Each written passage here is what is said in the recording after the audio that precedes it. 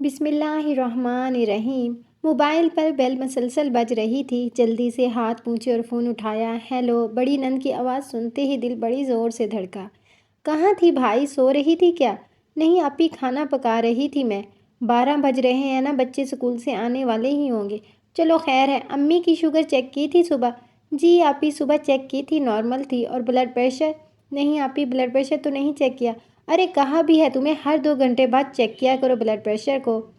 آپی کام کرنے والی ماسی آ گئی تو کام کر رہی تھی۔ کام کرو گی تو بیمار انسان کو چھوڑ دو گی کیا؟ فروٹ دیا تھا امی کو؟ جی 11 بجے دیا تھا۔ کروں گی میں عباس سے بات، ٹائم سے سارے کام کیا کرو بھائی۔ نہیں نہیں آپی، عباس سے کچھ مت کہیے گا، ناراض ہو جائیں گے۔ اچھا چلو ٹھیک ہے، اب ہر 2 گھنٹے بعد بلڈ پریشر چیک کر کے کاپی میں لکھو، میں آؤں گی شام میں تو دیکھوں گی۔ اور ہاں، چائے پر کچھ بنا لینا، بچوں کو ٹیوشن سے سیدھا لے کر آؤں گی۔ جی آپی، اللہ حافظ۔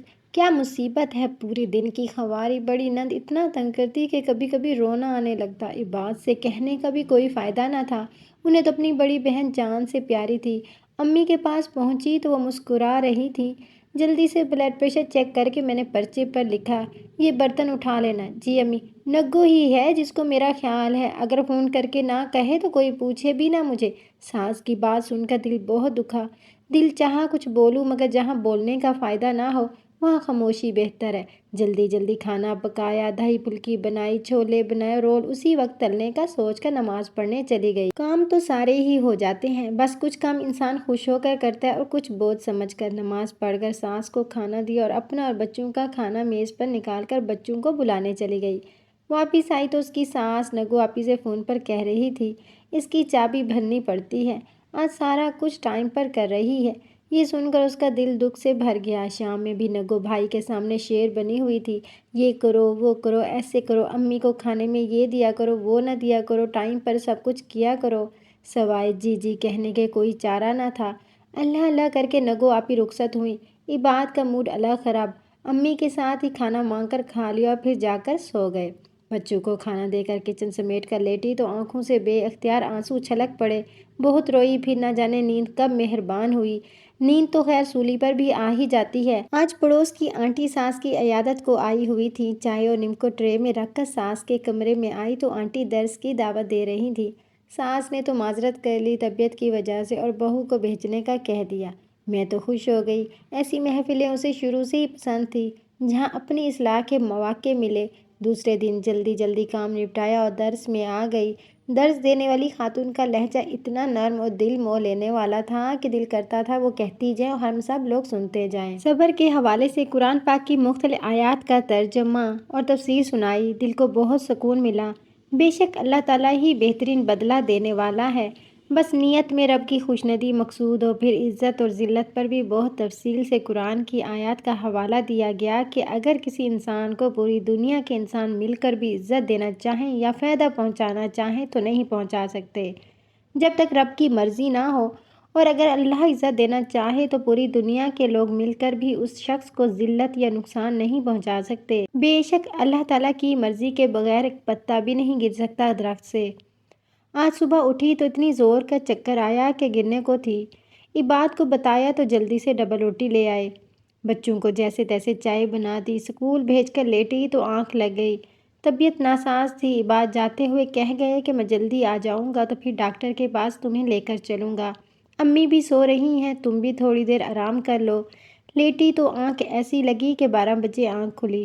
ابھی اٹھنے کا سوچ ہی رہی تھی کہ دھڑام سے دروازہ کھلا اور نگو آپی آنکھیں نکالے کھڑی تھی۔ بس بس تم سوتی رہو، کوئی خیال ہے تمہیں بیمار ساس کا؟ ابھی تک ناشتہ نہیں کیا امی نے اور تمہیں سونے کے لالے پڑے ہیں۔ غصب خدا کا 12 بجنے کو ہیں۔ اماں کا فون آیا تو میں فوراً اپنے گھر کو تالا لگا کر نکلی کہ اماں کو دیکھاؤں۔ شوگر بلڈ پریشر کی مریضہ ہیں، تمہیں تو کوئی خیال ہی نہیں میری ماں کا۔ اب بھی میری طبیعت خراب ہے اس لیے لیٹی تو آنکھ لگ گئی۔ کیوں، کیا ہوا؟ ہٹی کٹی تو ہو تم، ہڈ حرام کہیں کی۔ نگو آپی سے بحث اب فضول تھی۔ جلدی سے باتھ روم جا کر منہ پر پانی کے چھینٹے مارے اور ناشتہ بنانے کچن میں آ گئی۔ اماں اور آپی دونوں تیز تیز بول رہی تھی۔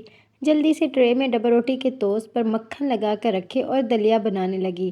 چائے چڑھائی کہ دروازے پر بیل ہونے لگی۔ وہ جلدی سے بھاگی کہ ابھی دیر سے گیٹ کھولنے کا بھی تانا مل جائے گا۔ دروازہ کھولا تو عباد سامنے کھڑے تھے۔ وہ بھی آپی کے بچوں کو لے کر۔ اس نے اندر آنے کا راستہ دیا۔ عبید بہت غصے میں لگ رہے تھے۔ ساس اور نند کو کچھ خبر ہی نہیں تھی، خوب تیز تیز میرے خلاف بولے جا رہی تھی۔ وہ کچن میں آ کر ناشتہ بنانے لگی۔ عباد بچوں کو لے کر سیدھا ماں کے کمرے میں پہنچے تو اس کی ساری باتیں سن لی۔ پھر اندر گئے۔